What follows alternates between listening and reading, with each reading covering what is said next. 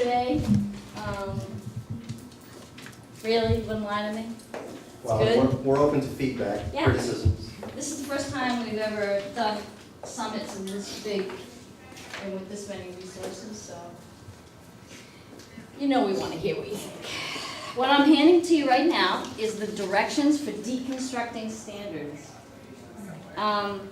So this is how they built this document, but it's on my website too, and I think some of you have already seen it, but the bottom line is that when you're in a position where something new comes along, a new standard, a new thing, how do I start? What does that look like? Because in building, and I'm just starting by the way, in building rubrics, you gotta break down what you think, and get a feel for exactly what you think kids need to know and understand and be able to do. And some things are kind of abstract, especially if we're talking about social studies here and about what thinking looks like, right? So it takes a little bit of time. The other thing that I have I'm going to give you is something that we've worked on as a district around correlating the types of thinking that each one of the disciplines asks in their standards together. So this is a crosswalk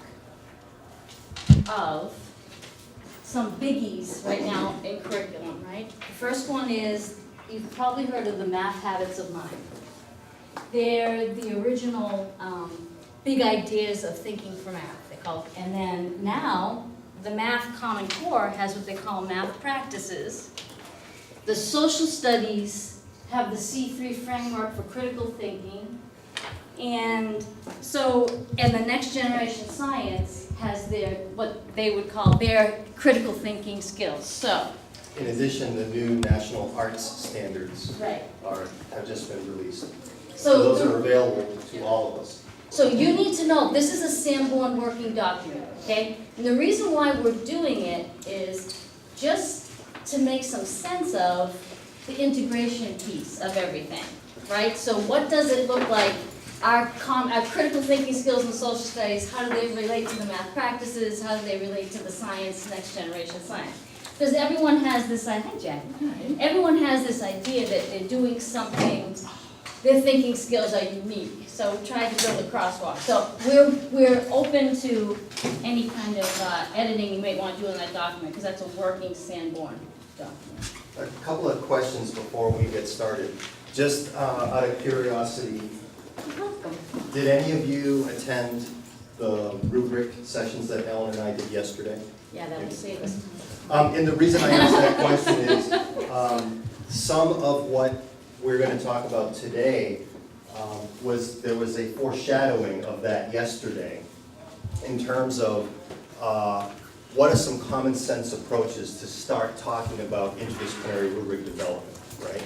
And we laid the groundworks at least a little bit yesterday for 3 very common sense ways that you can enter the conversation about interdisciplinary rubric development. Okay, so the first relatively common sense entry point are the cross-cutting competencies that you have at your school. Now, maybe you don't have these yet. As you're developing competencies, whether it's at the early elementary level, middle level, high school level, you tend to have discipline-specific competencies. In other words, you'll have a number of competencies for your elementary science class, or you'll have 5 or 6 competencies for your high school biology class. But then there are those competencies that really fit in every discipline area. And typically when we think of these, we think of literacy type activities. Students using evidence from text to support a claim. That can be used in any content or skill area. So the first entry point, if your school has them, are the cross-cutting competencies. And if your school doesn't have them, you should know that the Common Core State Standards document has an appendix specifically for disciplines, history, science, the arts. And they are deconstructed here for social studies and science. So if you don't have the cross-cutting competencies already at your school, I would say launch right into the Common Core State Standards Appendix for the content-specific disciplines. That's where you can start to build those types of school-wide competencies that you'll pull into your interdisciplinary rubrics. So the school-wide rubrics are one relatively common sense entry point. Another common sense entry point would be the competencies that you have in your class that have natural connections to other competencies in other classes, right? So one way to look at this is to look at that column that Ellen mentioned yesterday, and she just made a reference to it today. The deconstructed standards that are printed in yellow, right? The deconstruction are broken down into 3 specific areas. What students should know, what they should understand, and what they should be able to do. In the color coding that we have, the to-dos are coded in yellow, okay? So anything that's in a to-do in one course that has a similar to-do in another course, perfect marriage that you should bring in, okay? So we're going to approach our conversation today around common sense integration of curriculum and rubric design. You don't have to set, you're not creating something out of whole cloth. You're pulling things in that already exist that make sense for you and for kids.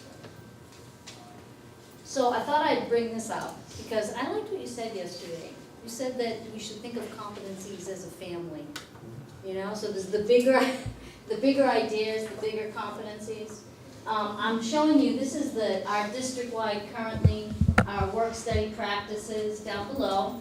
And the teachers in our district are going to get a copy of all of our competencies this year with your courses underneath, so you can see how it all flows and how it's a family. It's important to this work in interdisciplinary because you need to have an idea of what the competencies are in other subject areas so you can see the connections. So we've done a lot of work here and we're good to go as far as sharing now. These are our behaviors, our work study habits that we've been reporting for the last 4 years. These are the state competencies that are going to be dropped down. They're going to become a graduation requirement for students in New Hampshire. Rose referenced that yesterday, right? She said that at the September Board of Education meeting, they're going to be adopting the work study practices. These are the practices that she's talking about. She mentioned the 3 C's, right? Communication, creativity, and collaboration, and the last one being self-direction. We were very lucky that in the development of the high school, the middle school, and the elementary work study practices, which we've been using for years here, fit very nicely already under those 4 headings. We just happen to have a couple of extra ones, right? Yeah.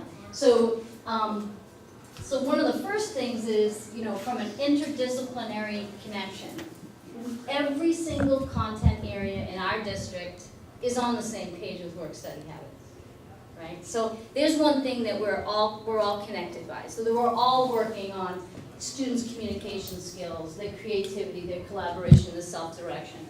I say that because it's a great starting point for collaborating and doing interdisciplinary. The content gets a little dicier, right? It's a little bit more work, but if you can envision if your next steps, and we didn't ask you guys why you were here, which I am going to ask you in a minute. But the bottom line is, I'm a big advocate, as many of you know, of starting simple. To chunk down activities like this or challenges like this and look at them in simple terms and to work your way up a step ladder of what you want to do. To take on too much and to think you're going to do it all is really not very effective for you or for kids. So you got to go slow. And I say that because there is so much research right now, new research even, that says that the best instructional learning in schools is interdisciplinary. More than even 15 years ago when we talked about teams at the middle level and we were really pushing it. And elementary schools have continued to be interdisciplinary and to think in an integrated manner. and kids get results there, and kids make achievement gains there, and then they stall out when they get to the secondary level because that integration or that collaboration or those connections go away. The Common Core, in its core, is about college and career readiness. And what it's saying, the entire document is basically saying is, we're all working towards those too. So if you're a kindergarten teacher, you're working towards those bigger ideas of the curriculum, the ability to communicate, the ability to write, the ability to read, all those things. We're all in this together. So what Ellen is highlighting are, we've talked a little bit about a couple of the easy entry points, right? The entry points where you have cross-cutting competencies, the entry point where you have similarities in your discipline. Ellen's highlighted another easy entry point, which are your work-study practices. If you don't have those now, at some point your schools will be developing them, because as Ellen mentioned, this will be a graduation competency. Students will have to demonstrate, you'll have to track competency on those 4 areas as graduation requirements. So Michael, who's in the room with us? I know most of these people, so, want to introduce? I think. Sure. I'm Megan Jur from Rochester. I'm the first grade teacher. Nice, good to have you. Nice one, Jackie. I'm Jackie Coffey. I'm from the middle school and I'm a technology teacher. Rich LaPorte Memorial School here in the district, grade 5 teacher. Cynthia Chatterton and Augustine, grade 5 at Memorial School. Brian Gray, the world history teacher for our 9th grade at Sanborn Regional. Michelle Hannon, I teach 6th and 7th grade social studies at the middle school. And Laura Wilser, I teach ancient history, 8th grade at the middle school. So, what brought you to our workshop? Just, go back and sip your coffee, but, no one else has treats. Why are you here? What do you want to know? Because Michael and I made this decision that we could actually do a PowerPoint, and you could hear us gnaw on if you want. But interdisciplinary is basically, it's our thing. It's We what both it's taught what in we do. interdisciplinary teams. So, we thought the best thing would be that maybe if you could tell us some of the things that you're interested in learning more about or how to do, and we would go with you. Yeah. I found that teaching social studies this past year, students had a difficulty with the literacy connection that we were Yeah. making in social studies, and they separated the two, that I shouldn't have to write, or I don't need to, be specific in my writing in social studies. So I need to make that connection clear, and teaching 2 grade levels this year, it's gonna be a little bit of a challenge, so I thought.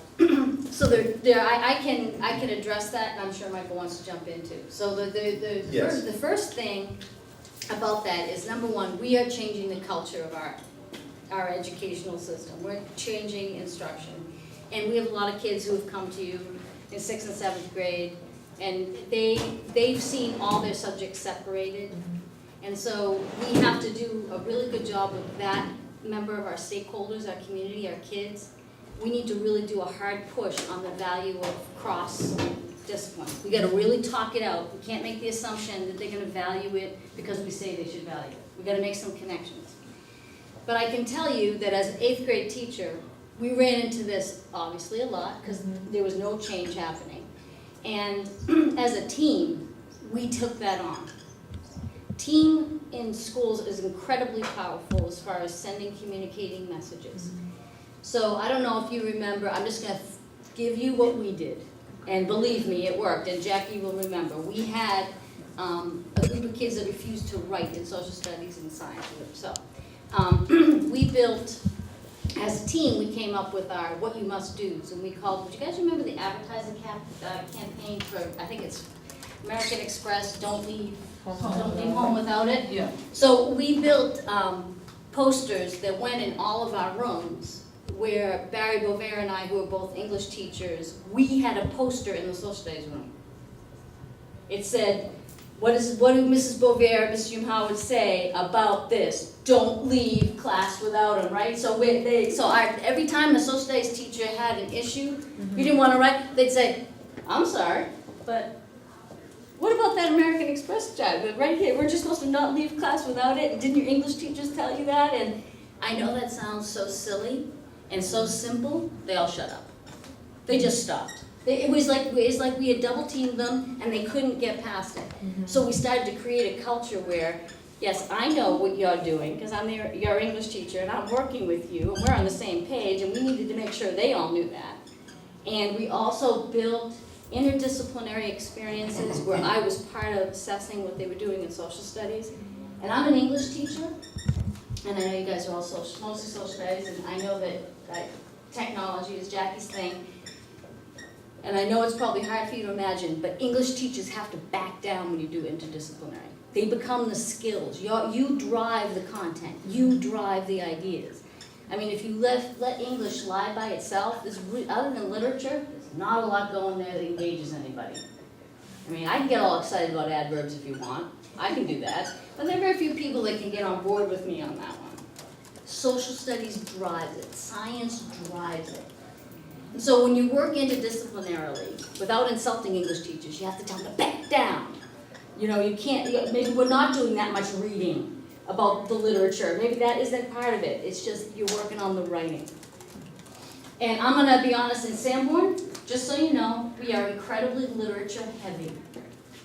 We approach everything, and you gotta love it, with the idea that we need to read. And I appreciate that. And I love that, except that you don't have to do that every time you go down an interdisciplinary experience. We forget to do the writing. Writing is harder. Writing takes more work. And we need to remind each other when we're doing these interdisciplinary pieces that, hey, why don't we do the writing this time? Okay? So I'm going to say, did you want to add something to that question? As you were talking about that, I jotted down a couple of other easy entry points. So we talked about 3 easy entry points. I put 2 additional ones down there. Special themes. Now, I'm going to mention special themes, and these are not necessarily content themes. We're going to talk about the content piece a little bit in the 5th one. But special themes, I mean, we all have things in our classroom that we're trying to instill in our learners, above and beyond even the work-study practices. I'll give you a couple of examples. Here at the high school in grade 9, and Brian in the back here is a grade 9 teacher on our freshman learning community. They have developed a very intensive advisory program around the theme of grit, right? Resilience, that you keep working and working hard. That's not going to fit necessarily in the work study practices. There's nothing there about perseverance or grit, but we want our students, we know that that is definitely a measure of college and career readiness, this idea of resilience, that you have to be able to overcome small failures and continue working and persevering. So that is a great way to think about, if I'm a freshman teacher and I want to help students develop that, I have to actively teach those things and talk about those things and give examples of those things. That would be great as an entry point.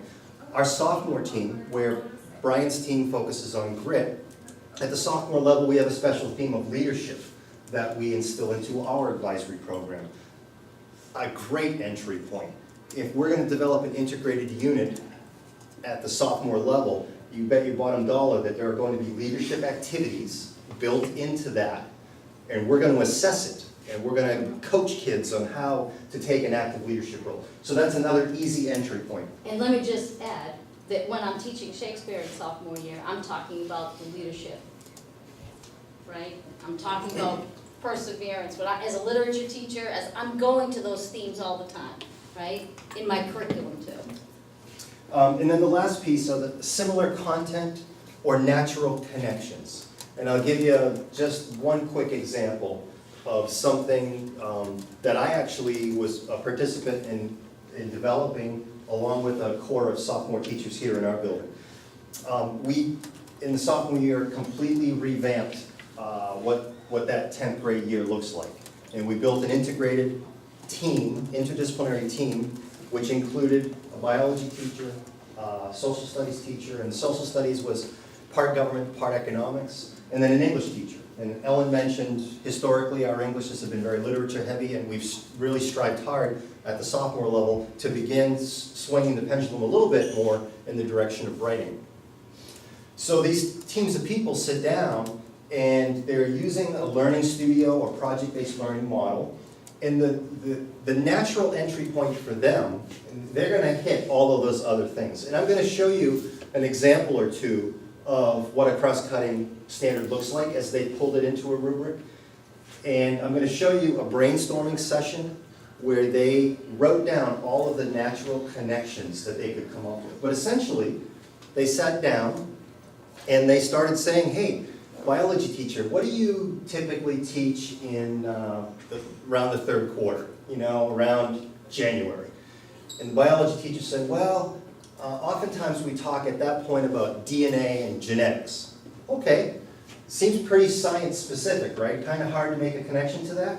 Until we asked the English teacher, what do you typically teach around January? And she said, well, that's really when we start talking about civil rights, and we read Black Boy, and we read, wait a second now. So the teachers are starting to see some possibilities, and they say to the social studies teacher, what do you usually teach around January? And she says, well, at that point we're talking about laws, civil rights, how laws are passed, the economic impacts, how the government regulates the economy.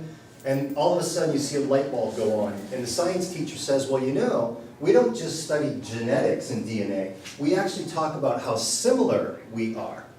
That 99.99% of us genetically, whether we're black, white, yellow, or whatever color we are, 99.99% is exactly the same.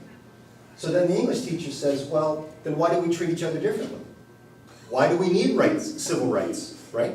And all of a sudden the wheels start turning, and they start looking at genetics and DNA as an entry point. But then, wow, we could really go crazy with the English stuff and what we could be reading around race and what we could be reading about, man in his natural state and why we have to, all of these things. Can I just jump in? This is where most teachers sitting around a table say, oh yeah, this is awesome. Kids will love this. But we got all that other stuff to do. I am telling you, stop doing the other stuff. This is so powerful and so important, all these connections, that do I need to release you? Do I need a fairy wand or something? Because I am telling you right now, you need to let go of some other things and go with this great learning. I was an English teacher my whole career, and every time a new teacher would come to work with me, I probably bored half the teachers I work with, but I was always saying the following thing. No matter what I pick out in writing to teach, even if it's one thing, if I just say that it's all about sentences, everything else will come along. If I focus on writing sentences, great sentences, punctuation gets better, word choice gets better, varying length gets better, the way we start sentences get better. I do not have to do this is my adverb week. I don't have to do that. So you have to have confidence that all these things are already connected. You just pick a point to come in. I had a poster in my room of Abraham Lincoln. Abraham Lincoln was not my choice. Abraham Lincoln was the choice of my students. I said to them, listen, we're going to talk about heroes all year. So I want you to generate a list of the heroes, people that you want to learn more about. You don't know enough about them, and we're going to focus on those heroes. So the class voted on that Abraham Lincoln was somebody they really wanted to learn about. So I don't know if you've seen the posters that have the Civil War pictures that create the mosaic, that make the picture of Abraham Lincoln. So I had Abraham Lincoln. I bought him. I put him in the back of my room. So no matter what I did in my class, no matter what, I wished it had been Jane Austen, personally. Because they would have been easy to say, what would Jane say? But anyways, I said, well, let's think about Abraham Lincoln's background. How would he have handled this? It's a common theme that I'm going to go back to. My whole team adopted Abraham Lincoln after that. But you can do that. You can focus on one thing, it'll carry you. I brought up the competencies also because you'll see that the English competencies here, the bigger ideas, these are the bigger ideas of English. The entire district is in the same place, they're going after the same things. The only difference is that at the lower levels, you'll see something called the foundations of reading, because they actually teach kids how to read. You wanna have a tough job? Go teach them to read. That's the hard one. But if you go forward, these are the district-wide math competencies. They're a little bit more complicated. My personal favorite, maybe it's because we worked all last year on them, are the district-wide social studies competencies. And I'm going to show you one new competency that we are brave enough to have. And it's called civic engagement. Now, that's a big idea that we could ride K-12. Everybody can get into what civic engagement looks like, and just how Michael just walked through the sophomore thinking, what would that look like K-12 for us? We are a district who we are living as a model, as a system, what it means to prioritize certain things and make them work. We have our 3 things that we're working at, and we're getting better at them. So as a system, we advocate picking big ideas to work with. So we want that to be part of everybody's classroom. Pick the big ideas and work with them all year, right? So if you forgot over the summer, Sanborn's about collaboration, competency, and culture of climate. Those 3. Integration actually requires all 3 of those things in order for it to thrive and succeed. Now, I gave an example a minute ago about the genetics and DNA, and I chose to give that example because I will tell you, I've worked at the high school level now for, 17 years. If high school teachers who teach biology can integrate with an economics class, anybody can do it. Most people at the high school level think, it's different here at Sanborn, but most people like to go into their room and they are single-minded and focused on economics, and they close the door and off you go. And you hope in the back of your mind that kids learn economics and that you pray that they'll be able to make connections in how economics is applied. And we don't want to just leave it up to hope or prayer. We want to help the students to draw the connections. So if we can do this at the high school, anybody can do this. I'll give you one other quick example. After this very highly successful genetics interdisciplinary unit, by the way, that unit took 9 weeks. So for 9 weeks, our kids were completely immersed in that one topic, and there was a central question. If we are 99.99% the same, why do we treat each other differently? That was their theme, and they went at it through a genetics lens, they went at it through reading, they went at it through laws and the development of the economy, and everything they did was focused on that essential question. And it went so well that about halfway through, the teacher said, we've got to keep doing this. What do you teach, English teacher, in the 4th quarter? And she said, well, I tend to do a lot with transcendentalism. So we read Thoreau, and I have kids go out and do nature journals. And, okay, what do you do, biology teacher? Well, in biology, at that point of the year, we're talking about ecology and the environment. Duh, great connection, right? So they started brainstorming what it would look like. And over the last 2 years, they've developed 2 different units. One was on invasive species. The one that they did just now was on invasive species and how man interacts with his or her environment. And invasive species, for the most part, oftentimes are caused by human movement.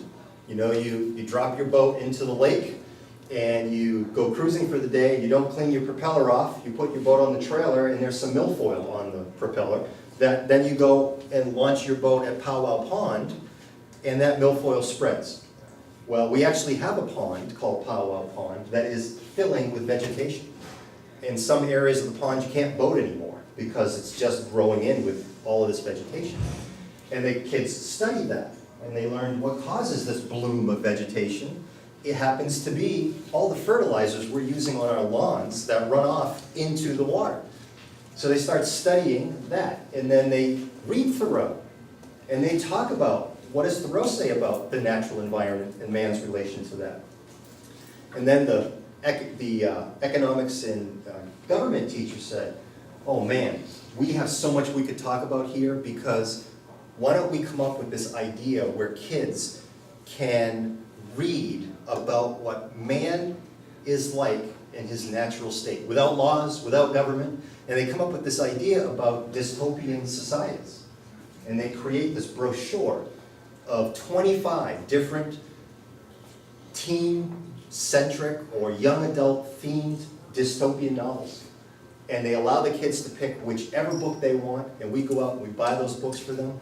We had kids reading dystopian novels that have not read a book all year, who came to us and said, man, this is great, do you have anything like this that I can read, right? So the connections are there if you're willing to explore them and have an open mind. And I'm telling you that if we can do this at the high school level, where people tend to be very siloed, at least in traditional high schools, if we can do this, anybody can do it. So in building, obviously that culminating project, they went out to the community and removed the milfoil and started to work. So you're seeing, we're coming back to civic engagement, right? Coming back full circle.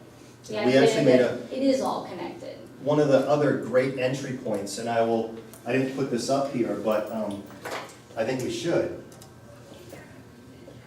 are natural needs in the community.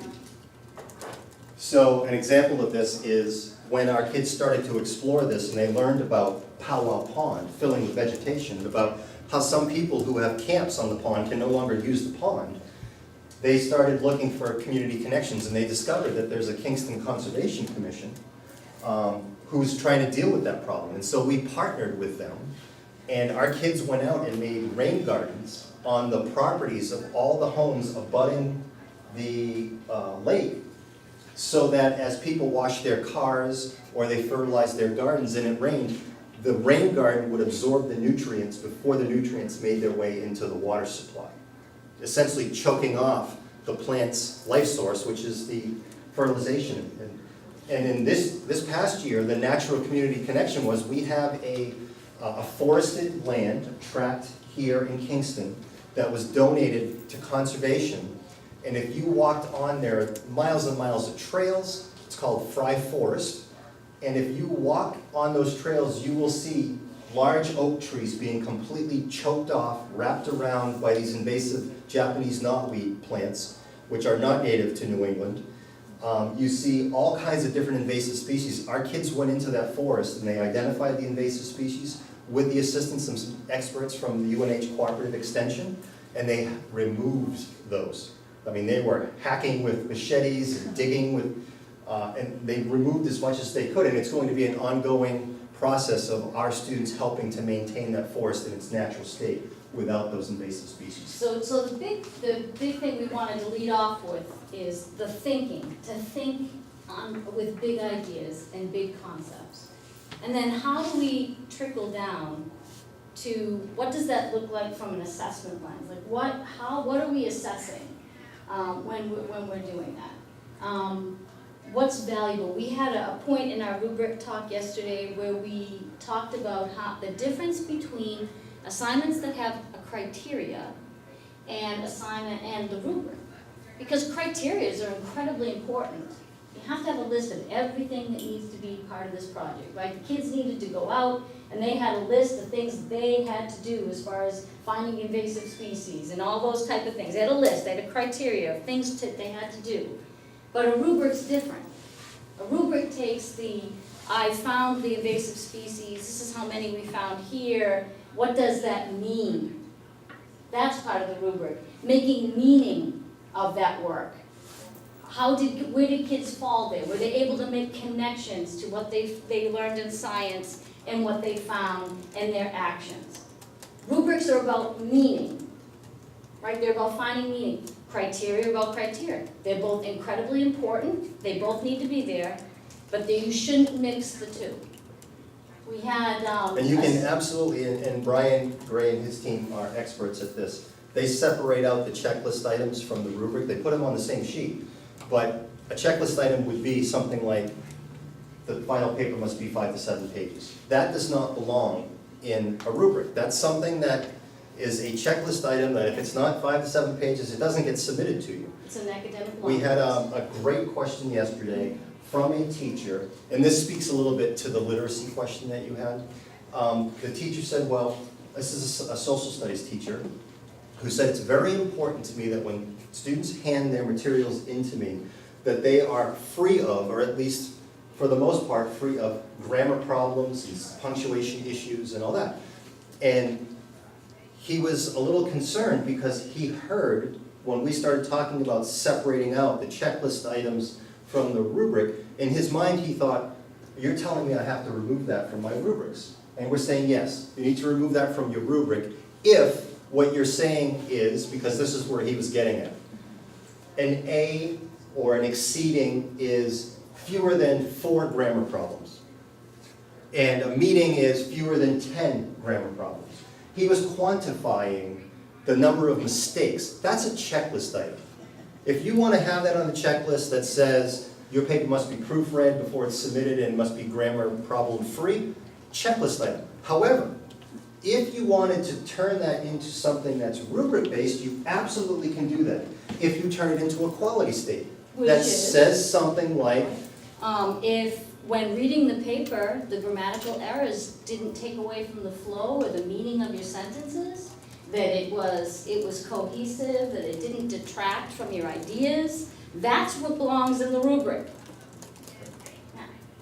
so we are going to get to the literacy question, and I'm going to show you just one example, but Ellen had asked if people had other Yeah. needs or things that they wanted. You just gotta pull us back.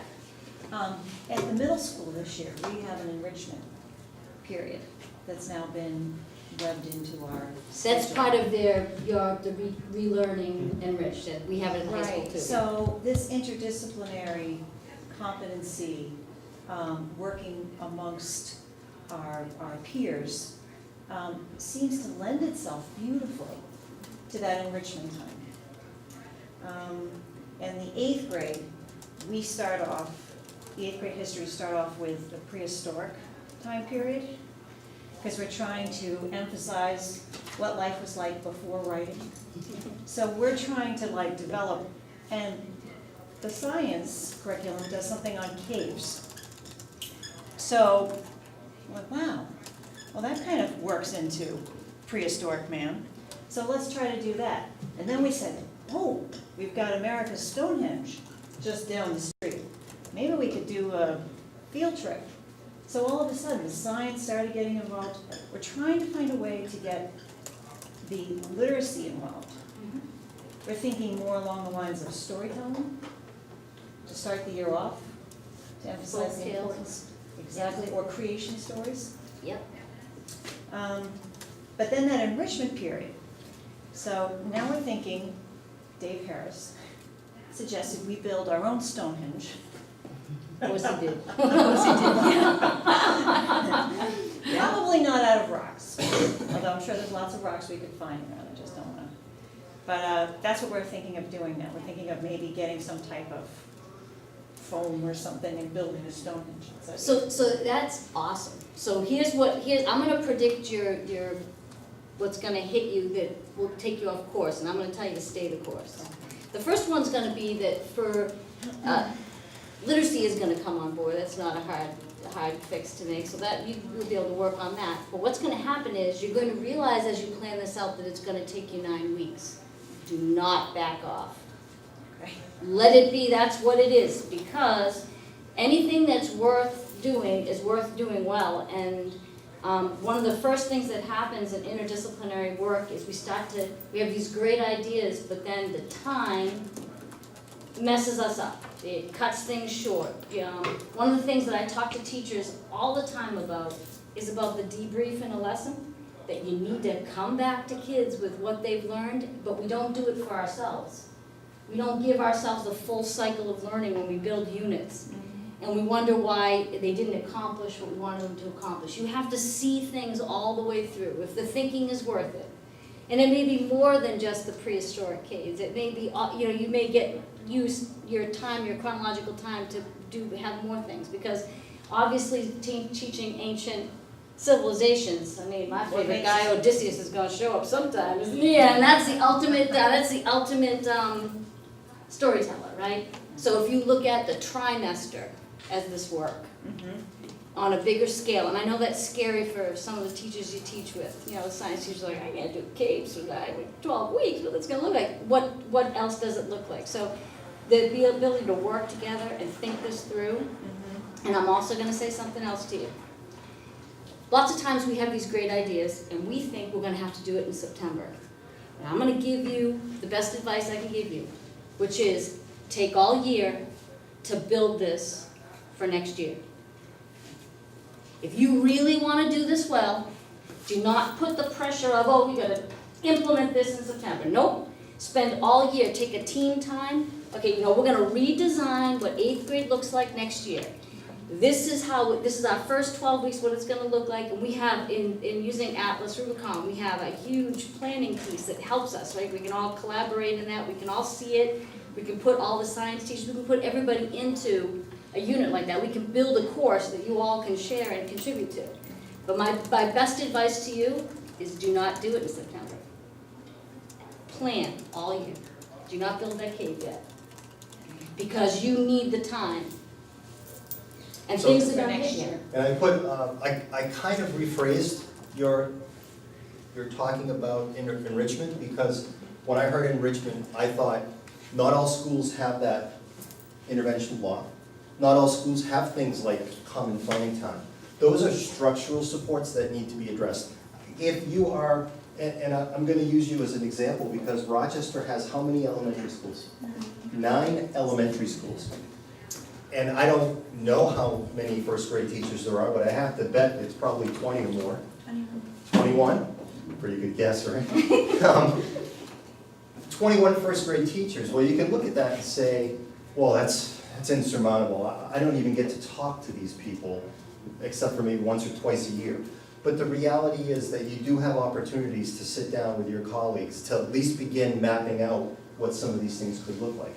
And don't be afraid to be the lone wolf.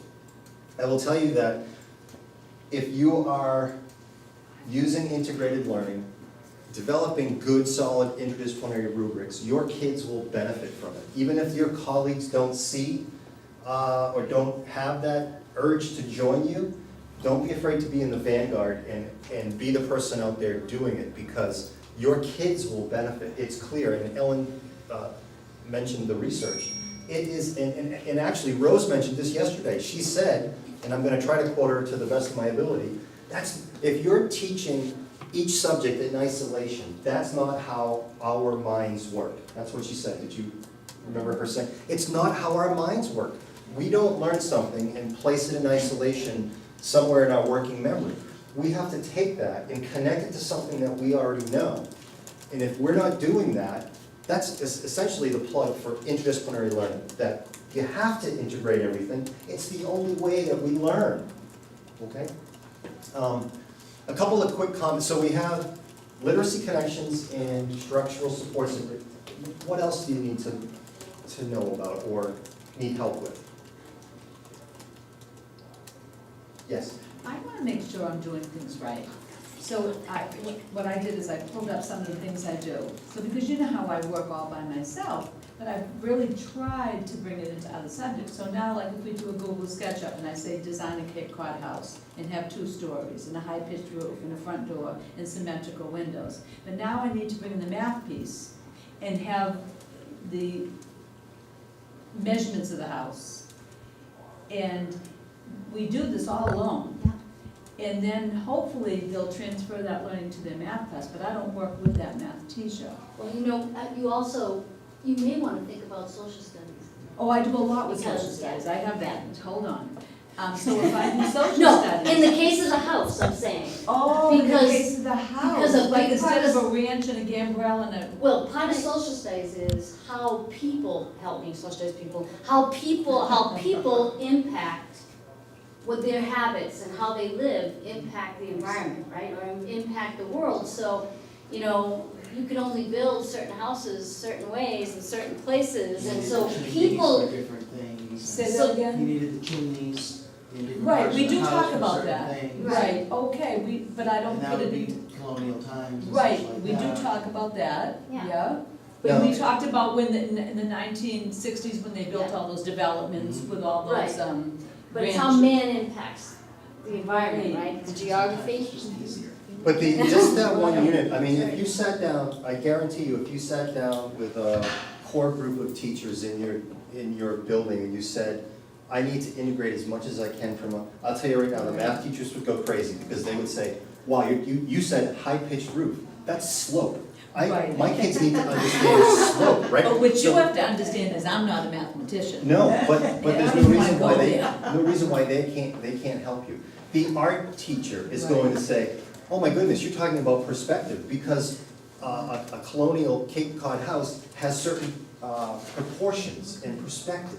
I mean, if you sat down with a team, a group of people, and said, I need your help because I want to bring in some support content from other areas to make this meaningful for my kids. Because one of the things we know is if kids don't understand why slope is important, and we talked about this yesterday.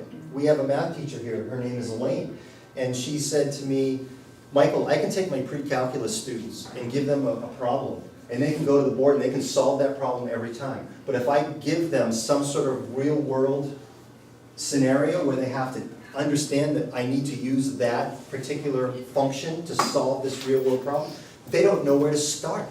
So what I'm saying is, kids need to understand slope, and they need to understand that it's important, not just in their math class, but when I look at a house and I'm studying architecture, I need to know that. I need to know why they used slate roofs, and it has to do with the slope of the roof, right? But I don't know that if I don't know what slope is. I think what another way to look at this is that doing that project is fantastic. Kids love doing it. Oh, they would. But it could be so much more if there was a connection to the design of the house aligned to how people live, which comes in social studies, right? So when they go to design the house, for instance, here's a question I'd ask. You want to live in Arizona? Now design your house. Right. You want to live on the seascape of England? Now design your house. I love You want to live in Africa? Now design your house. Because though that impacts, that gives meaning to that project. And those kids need to have a base, they're sitting in 7th grade social studies, really hitting geography that's a big part of it. So that's the connection for a project for you, is a really I think all years of social studies, but I think 7th grade's a good piece, but they need to have, the project will be good because it's a good project and it's fun to do and the kids love the product, but it can be at a whole other level if there's a connection to what they're learning there. And if they had a thatched roof when it snowed in Cape Cod, the house would collapse, right? It has a high pitch and slate roof, so the snow, the heavy snowfall in the northeast kind of falls off. Just takes it to a whole new level. Yeah, the connections you can make are, I mean, I'd have a field day with you if we sat down. Because you can make so many different connections. Okay. I'm sorry, my daughter's calling me, she never calls. Ellen, before you go, oh, Telephone. I was gonna show while Ellen was out, but I don't know where she's placed this on her desktop. I was going to show you, so that you would see an easy example of a literacy connection, an example of a cross-cutting.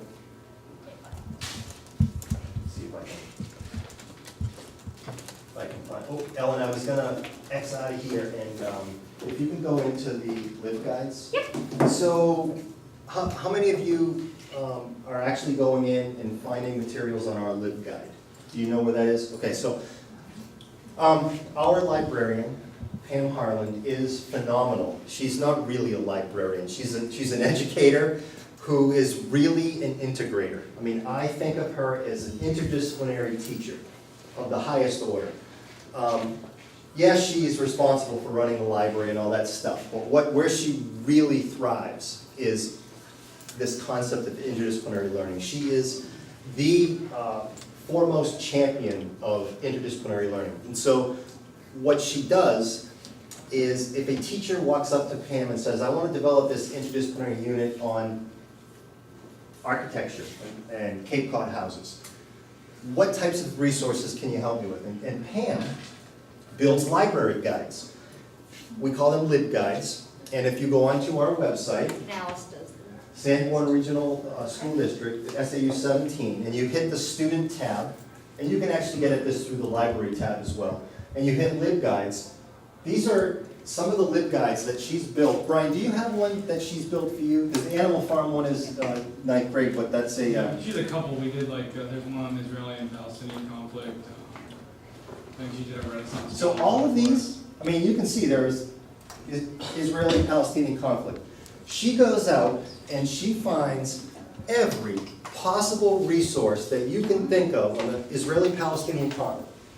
She has YouTube videos, she has news videos, she has So note to articles. self, go see your librarian or the media generalist in your building, ask her if she knows anything about LibGuides. If she does not, which they ours all do, so they should, say, I'd like to build a LibGuide, please, for the Revolutionary War. Just, that, they know how to do them, they all have license, they can all build them, and as you can see, Brian said the Israeli-Palestinian, how timely is that, and, you know, look at all the resources. Somebody with just their eyes during the school day, who are not necessarily teaching a classroom of kids, has the time to go in and take the edge off some of the resources that you might need to do for these resources. I mean, everything here from a historical timeline to a PBS documentary of the history of the conflict, all kinds of news articles, And the good news is videos, it's current free. events, Google News. I mean, so, Ellen, can you back out and go into our LibGuide? It's free. So, when we were talking about building this assessment institute, we wanted to have a place where our materials could be warehoused, so that when folks came to this assessment institute, if they saw something that was interesting to them, they could just go to one site and know all the materials for all the presenters are here. So Ellen and I gave a presentation yesterday, and it was on rubrics, and it was called Good Rubric, Bad Rubric. Here's the PDF of that presentation. This is our LibGuide. It's under the Rubrics tab. If you see the LibGuide Summer PD Rubrics, this happens to be the subsection, but there's one called Summer PD, one level above this, where all of these resource tabs are there. Ellen and I have one called Rubrics, where we've put all of our materials from yesterday, today, and tomorrow. And we'll keep here. adding to it once we find them. Some of these are PowerPoint presentations that we put into PDFs. Some of them are news articles. A couple of things, we're going to kind of go quickly through some of these things, but Ellen, if you could, oh, you know what, it didn't get added in time. I had asked to have a couple of, could you refresh that and see if maybe it's there? Is that- I'm wondering, Mark, if you want. if Pam wasn't here today, is today the day she's going? I think she's at a PD thing today. I had sent her a request to load a couple of other documents, which one of them is on literacy content, and it is the cross-cutting ones that we use. Unfortunately, it's not there.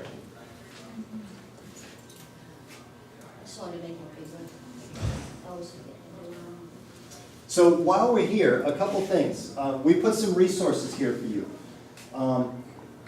We put as many of the standards-based documents out there so that if you want to do an interdisciplinary unit, I would say some of these documents are actually already deconstructed, right? So there's a document here called Common Core Deconstructed Standards, Social Studies and Science.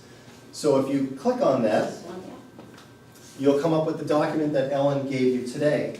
A great way to start when you're building rubrics is to go to those yellow ones, those what students need to be able to do in this area. It has a Sanborn watermark on it. Yes, Across, it comes to the National Common Core. We have the deconstructed standards that we did as a district, and they're on my website, but that's been actually now published by the Common Core, and so we have the updated version, for all of us, How many of you, since they used our work, they felt compelled to put this out. how many of you have iPads or iPhones? Quite a few. So, I don't know if you know this, but there are free apps available for the Common Core for Next Generation Science. The Next Generation Science are relatively new. The app is right here. I touch it, and all of my strands for Next Generation Science are right there at the touch of my fingertips. So if I wanted to look at what are some common science themes I could pull in to my unit on Cape Cod, I come here and look for some science standards that apply, and I guarantee you'd find some standards that would naturally apply. So we put some resources here for you if you don't have these already. Easy entry points to just go in and cruise around the standards. Ellen, would you mind just pulling this out, this deconstructed standards, and just showing an example of what we mean by the yellow highlighted ones? Yep.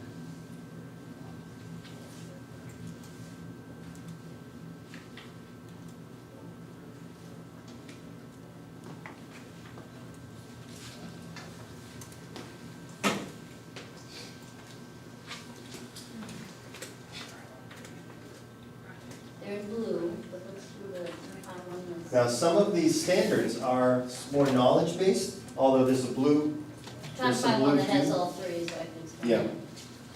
A lot of do's here. Let's see what I understand. What do you think? Stop. That thing? Right here. Page Wasn't that one? 33 has one. All right, No thank you. I think the highlighting is a little bit off. yeah. In the secondary level, yeah. You said 33? Yeah, 33 right at the top. It's the 910, I think Yeah. world history. Good, no think do. Yeah. Ooh. Oh, dude, a lot of them. Which one should I pick? It just doesn't matter. Oh, we'll pick this one, because this is one of my favorites. Yep. Well, here's an interesting one because it talks about complexity level. That at a certain grade, by the end of grade 10, students will be able to read, I'm going to paraphrase, but essentially a historical document that's written at a level that a 9th or 10th grader is supposed to be able to read at, right? Line in Now, the sand. lots of different ways you could know that, right? You could have the Lexile number of that text, and you could look at the Lexile number of range that the students tested at if you use NWEA, for example. Some other schools use other measures. We're hopeful that maybe next year at this time, we might have access to a different type of interim assessment linked to Smarter Balance, but we're unclear about what that's going to look like. But this particular standard, I could pull in easily to Jackie's project, right? So Jackie's talking about Cape Cod style houses and all that, and I'm looking at, I'm gonna find a historical document from a colonial period, and there are a bazillion ways I can search for them. We have some great examples of Cape Cod But style you'll have a houses. LibGuide to help you. Have a live guide. Some great examples of Cape Cod style houses, 10 miles from here at Strawberry Bank. I could actually take kids there and have them walk through the museum and learn about the time period in which these houses were built, right? I mean, you can think about how easy it would be to pull in this standard into your. Can I jump in with something? One of the things about all of this, and we, as a district, we've really been pushing changing your instructional paradigm, changing it up. So I'm gonna throw something out. You mentioned a trip, Yes. Strawberry Bank. Our habits are, when we plan and we do units, that our culminating experience is to go on a field trip. You've got it in reverse order. It should happen that the kids go to visit Strawberry Bank, then have a point of reference with which to do the study. You have to switch what you're doing, okay?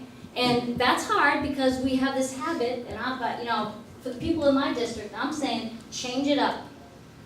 Go to Mount Major before you start talking about, working as a team and what that looks like. Immerse them in that experience so that they come back saying, it would be great if we worked in a team with this. You've got to give reason. That's what student engagement is. What Ellen's mentioning is what Rose said yesterday, and she made, again, I'm gonna paraphrase to the best of my ability. A lot of people make the mistake when they design things in interdisciplinary unit or project, for example. They do all of their teaching and learning, and it's done, and then they do a project. And what Rose said, which is what Ellen is saying, supporting what Ellen is saying. The project is the learning. It isn't something you do after the learning. The project, the immersion, is the learning.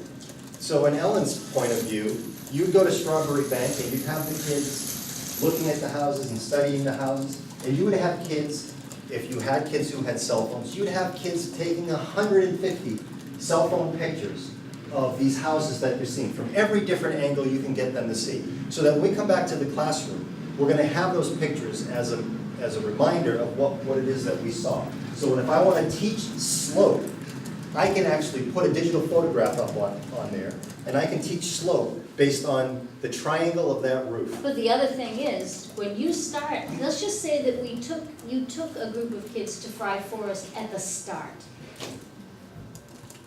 As a teacher, I don't know if you remember yesterday when Rose asked who had had breakfast. And people raised their hands, right? So it's a quick assessment, it's a formative assessment. And she was able to determine, I laughed, I said, who should go in line first for lunch, because they're clearly starving if they didn't raise their hand, right?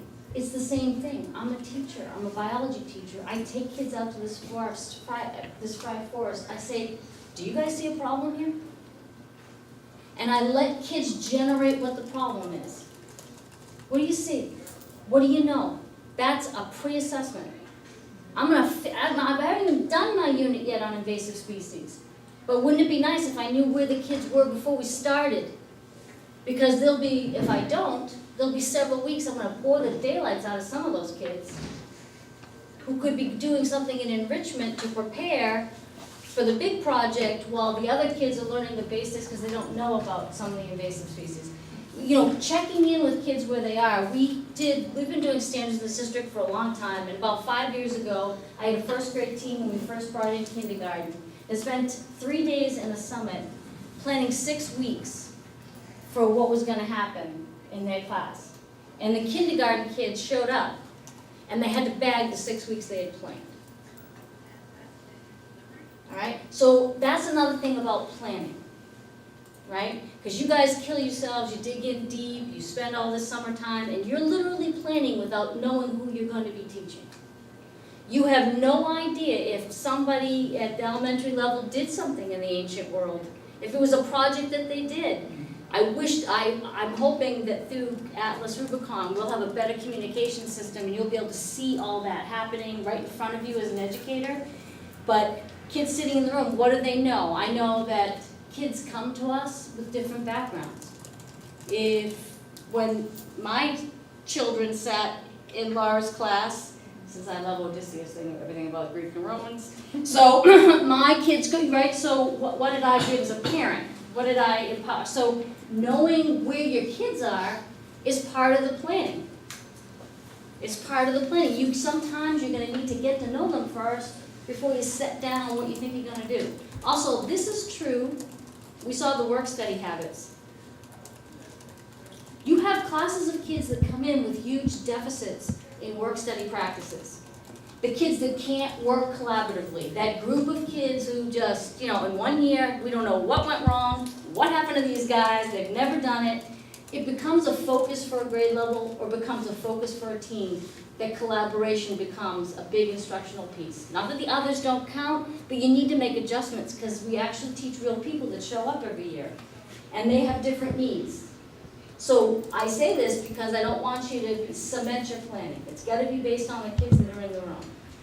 So I want to just take a little bit of a detour for a second. We talked about some easy entry points, right?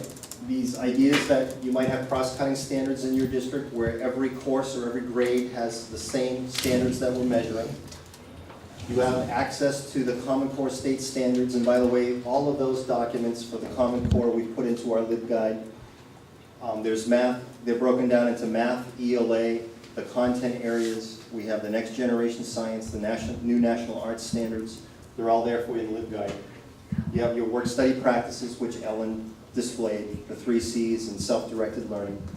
Special themes, and I gave you a couple of examples of grit in our freshman year and leadership. If there are other things that you're working on in your classrooms that you want to instill in kids, weave that in. Now you'd want to make sure that you're weaving these work study practices and special themes in, not to the academic component of your project or your learning, because we want to keep the academic and the behavioral stuff separated. But it doesn't mean you can't put it on the rubric and tell kids what good community involvement looks like. Similar content, natural connections, we talked about that brainstorming, right? And we had Jackie's example of the Cape Cod house and all the different connections we could have, and the community needs. Once Ellen and I had put together a whole PowerPoint presentation on building interdisciplinary rubrics. But after we sat down and talked, we said, let's not use that, because what we really need people to understand are the entry points into developing interdisciplinary rubrics. And then they need to know the habits of teachers who develop good quality rubrics. It's because we period. reassessed, Michael, and we realized there was a high interest here, and they didn't need to know the basics of it, they just need Right. to know where the resources are, and there are more resources. One of them, and Rochester's gonna get them, everyone in the school districts, the 3 school districts, are getting the QPA assessment for performance assessment. Guide, yep. Everybody here who doesn't have a Common Core flipbook needs to have one. So we Common need Core to what? make sure, Common Core flipbook, right? So you know So- ELA and math. So someone like you, Jackie, you need 6 through 8, ELA and math, so you know what they are. Brian, do you have the ELA one? As The social flip chart studies teacher? with that? Yes. Which You, one is that? so everybody who doesn't, you have one? Where'd you get We need that? one. Everybody is getting one. See, we're getting them all. You're all gonna get one if you're social studies, science, you're gonna get the math, we're Wanna gonna just make pass them it around available so so that you they have them. They can take it together. Right, the reason, well, it's, what it is these are the Common Core standards, right? So Basically, they are all entry your points for states you on how to make connections when you're building rubrics. That sounds important. But it also has strategies for integration, strategies for differentiations, all these different strategies. And the last thing that Sanborn's gonna There are get, some because K-12, but they're yeah, the also only ones that are getting it. 5. you're gonna get a flip book just for assessment. So it's gonna tell you all different ways that you can assess, and it'll include Karen Hess's chart. It's important because one of the things with differentiation is if you don't have some of these things at your fingertips, you're not thinking about the ELA standards and how they impact, or how you can simplify your connection and just go with certain targeted pieces. Ellen, Right. could you do me a favor? Before, in about a second, I'm gonna ask you to pull up Hess's rigor matrix. Before, I wanna ask Ellen to pull up Hess's rigor matrix, because we had some really rich conversation yesterday around what different Does everybody forms- know what Hess's rigor matrix is? No. That's why I wanna show it to you. We had some pretty interesting conversation around how Ellen and I made some blanket statements, and we said, when you're building your rubrics, you shouldn't have more than 4 or 5 performance levels. In other words, if you have a 0 in your scale, 0, 1, 2, 3, 4, or if you're working with words, maybe something like exemplary, proficient, basic proficient, in progress, not Either me. one, can you do whatever you want, either the words or the numbers? Well, we talked about that, in that, in our district, we have a format that we're all using just the words now, okay? So you'll wanna know what your philosophy is in your building and your district before you go out and be rogue and create different rubrics, because the idea is you want kids to have that common experience coming up through the system. But we made some blanket statements, no more than 4 or 5 performance levels, and maybe 5 or 6 criteria that you're going to assess. If you start having 10 and 15 criteria, and Ellen says, if you are having to reduce your font to 8 point Times Roman just to get all that stuff in the boxes, you've gone overboard. You have developed rubrics which are not kid-friendly. And one of the main purposes of rubrics is to communicate with students about what the expectations are and where they are in terms of meeting those expectations. If kids can't understand them, and we gave an example yesterday of a very simple-looking rubric that had language in it that was clearly advanced, that had the word rudimentary. Yeah, we mentioned yesterday that use your reading specialist to help you with that. And also, you know, rubrics can be pretty, they can be fun. I think you have one, Brian, don't you have one? Is there a ship or something? You have some fun rubrics. What is yours? I have one with like a race where like people are running through in different stages to get to the The finish band, line. the kid, Yeah. yeah, I love that, you know, because guess what? It's a material for your lesson, it's part of engagement. There are some really boring rubrics out there. You gotta pep them up. They gotta be fun for the kids, you know, they gotta see. But my personal favorite is the penguin at the elementary school, or the ice cream cone. Have you guys seen these? No. It's the ice cream cone, the one is just the cone. The 2 is the first scoop, 3 is 2 scoops, and the 4th has a little cherry on the top of it, or a little, whatever it is on top of it.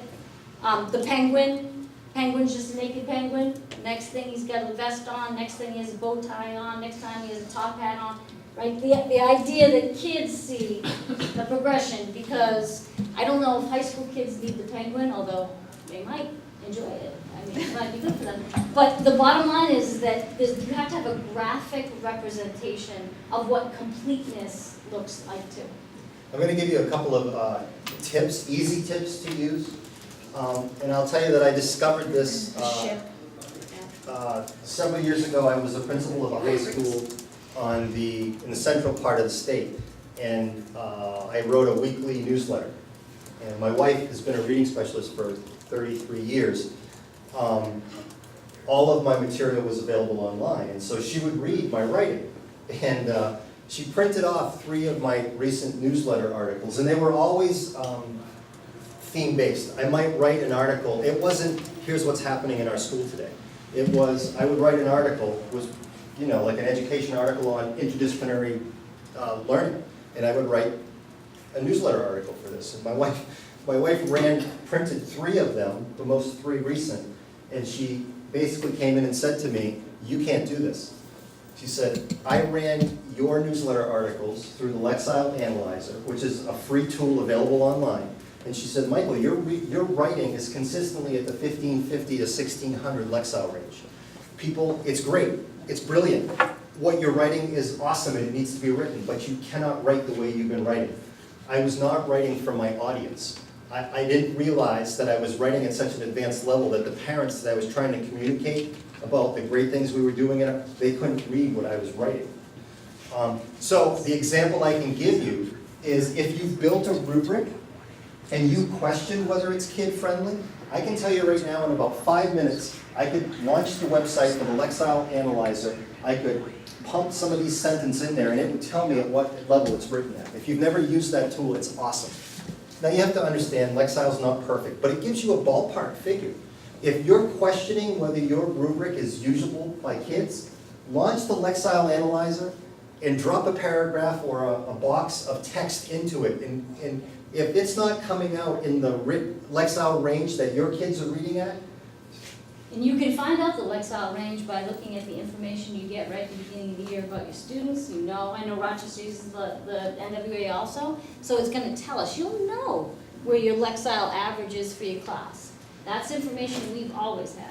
now Karen has to get to the Hess rigor matrix.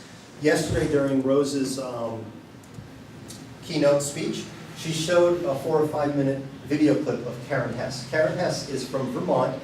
And she's an education consultant, and she does work at the national level and also at the regional level. She does some work with the Center for Collaborative Education, which we're partnered with, and Rochester and Epping are partnered with. But she took 2 different ways of thinking about thinking. She took Webb's depth of knowledge and Bloom's taxonomy and realized that each was good for a certain purpose, but they didn't necessarily, you couldn't use Webb's for one type of need and you couldn't use Bloom's for the other type of need. And so what she looked at is, how do I marry these 2 taxonomies together into something that makes sense around depth of knowledge? And so, and she created this rigor matrix, and it's now referred to as the Hess rigor matrix. And what it has is down this left column is Bloom's taxonomy. So if you look at Bloom's taxonomy, you see that these are very low level, right? Remember, understand. Then you start to get a little more complex. Apply, analyze, evaluate. So as you go down Bloom's taxonomy in this case, toward the evaluate, synthesize, it becomes more complex thinking. Then she took Webb's depth of knowledge, level 1, through level 4, And you remember yesterday from level 1 and level 2 are those types of questions where there are a right or wrong answer. You could probably test it with a true or false question or a multiple choice question. Levels 3 and level 4 are distinguished by the fact that they could have multiple pathways to get to one correct answer, or they could have multiple correct answers depending on the evidence that a student cites. So in the Hess-Brigger matrix, as you move from the upper left box down to the lower right box, these 4 boxes in this quadrant really signify high levels of thinking, deep levels of thinking, being able to apply to a novel setting. So when you're building your interdisciplinary rubrics, it's okay to have some things up in the upper left quadrant, because you do want to have some material in there that is content-based. You know, you don't want to just have it be thematic or big picture. Kids also have to understand that at some point, settlers settled in New England, right? When you're talking about Cape Cod houses, they have to understand the time frame of the colonial period. So that content stuff that they're learning, that's really upper left quadrant, relatively simple, but they have to really be able to take, as Ellen said, what Ellen asked you to do by taking a student and saying, now you understand why this style of house was built in New England. If you were going to build a house in sub-Saharan Africa, what would your house look like? By taking what they've learned in this setting and having to apply it in a novel way, that is level 4 thinking, man. That's synthesizing. I want my kids to get there. That level might look different if you're teaching first grade than if you're teaching ninth grade. But that's what we want kids to understand. So if you can think to yourself, what do I have as an activity that I ask kids to do that I can naturally move them to this level? What could I do with it? How could I change it? How could I change the expectations of to bring it to the next level? What would that look like? If, for instance, I have an assessment that's driven by content, that I know dates, for instance, or I know people that are important to the piece, or if I know the definition of a science term, all those things, they're gonna fall. I loved her example, Rose's example yesterday, or Karen has said it, that complex and difficulty are 2 different things. Difficult vocabulary words, if you're just remembering them or memorizing them, are still at level 1 and 2. It doesn't matter how complicated they are. This is, for me, that's a real aha moment for people, I believe, knowing that the difficult words, you're doing the same skill, you just memorize it. But to take that and apply that and bring it down, like Michael's talking about, living in here, you don't live here all the time, our kids would be exhausted, they wouldn't get enough sleep at all. But it's important to move ourselves there, and the other thing is that do not assess kids here if you have not taught here. If you haven't taught here and it's like a surprise that all of a sudden you're gonna give an assessment like that, that's what's killed us. I mean, I don't believe that state and national testing is the be-all for us. You guys know me well enough to know that I believe what we do every day in the classroom is the most important thing. But the reason why we've tanked on VCAP and those type of assessments is that we constantly instruct here. We're up here. And we have very rarely got to here. We need to get to here. And to boil it back down to Jackie's example, if I'm teaching colonial America and I'm talking about why the settlers came here, who came here, what types of ways they interacted with their environment, what other people were here, what other natural resources were already here, and I'm giving them this very traditional content about the colonial period, right? And we go through all that stuff exhaustively, and the kids know it inside and out. And they know all the typical elementary stuff. They know why we have Thanksgiving, and they know why we have 13 colonies and all of that. They know that stuff, right?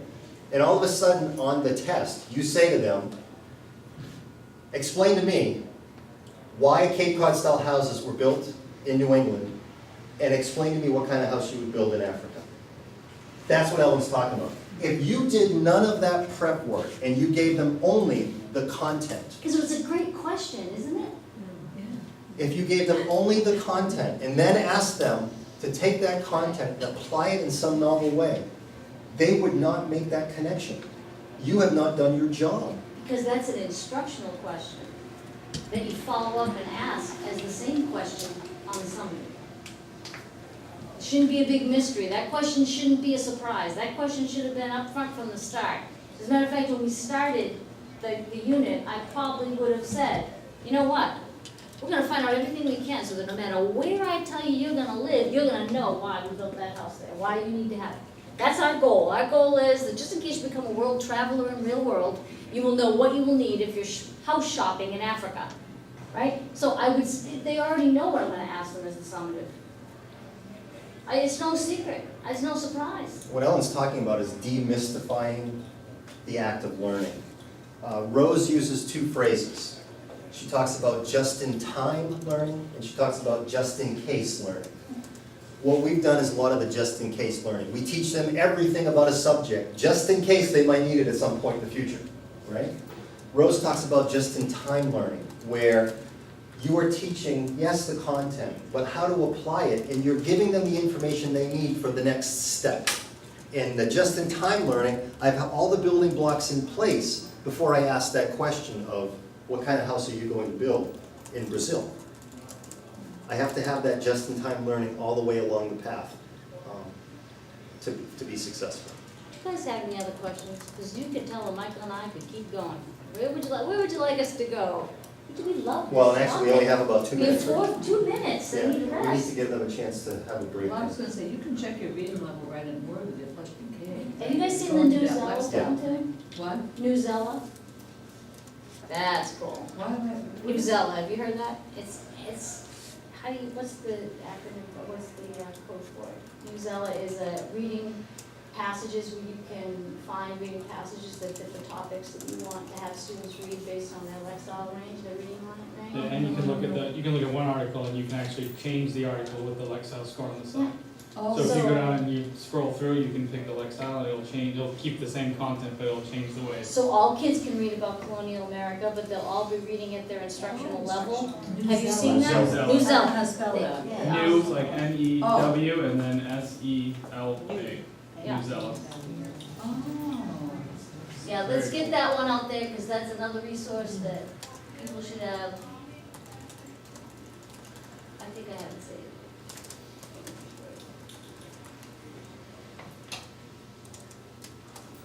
Oh. There it is, Zella, nonfiction, literacy, and current events. So you can, I think they've rewritten some newspaper articles, right? And some other primary, they've taken them and, you know, Yeah, they keep the content the same, but they make it more accessible to Lexile. and it's constantly evolving. Yeah. It's, new things come up. So I think you could even find, right now, current events based on what happened last week in this. And I wish I knew about it in the Israeli-Palestinian conflict, but I'm gonna use it this year. And actually, this conversation led me to another easy entry point for an interdisciplinary unit, is an anchor text. A book You gotta use this one. that kids want to read, that you know you can connect to multiple different themes or discipline areas. The example I gave was the dystopian novel. We gave kids 25 different choices. We all knew that the themes in the dystopian novel were going to be the same. There was some upsetting event in the world which caused chaos and governments to crumble, and things went to hell in a handbasket. And then what happened from there, right? So to give that kid an anchor text and say, pick what you want, knowing that regardless of which text they pick, you're going to be able to talk about the social studies themes, the English themes, the biology themes. Anchor text is a great entry point. And one of the things that's been a huge help to our district is that English language arts has evolved 6 through 12 to be around anchor text. It's huge. Now, I realize everyone should, it would be nice if they all read Huckleberry Finn, but ultimately, it's because it's a personal favorite, right? That's how lots of us English teachers believe. But the bottom line is that releasing some of the command of everything kids have to do and giving it back to kids for student choice. I'm gonna leave you with this one piece. We're sitting here and we have ideas, and Michael and I can go on about connections, I beg you to ask your kids what they're interested in. I think they're interested in lots of stuff that we're interested in, and I think you could, lots of times we can enthusiastically drag lots of kids through all the stuff we love. But the bottom line is that we have a large group of students, and I know coming from Rochester, I'm certainly speaking to the choir on this one. We have, large groups of kids who are disengaged from our learning because we haven't given them choices. And it's so important that we include them in the dialogue. And yesterday we talked a lot about their role in creating rubrics and being part of rubrics and making suggestions, and being able to self-assess where they are and being part of it.